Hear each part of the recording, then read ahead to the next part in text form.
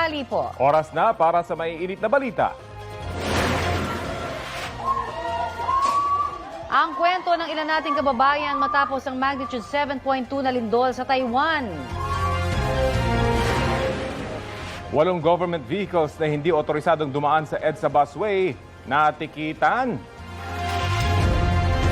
Ngayong mainit, uso na naman ang sore eyes. Tips para iwas sore eyes, alamin. Dahil din sa init, Philippine Cobra nang gulat sa isang classroom sa Quezon Province.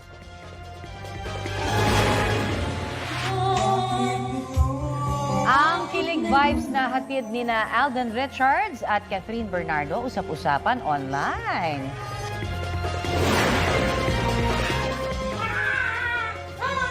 At ang asong to the rescue kapag inaaway ang kanyang fur lola. Trending!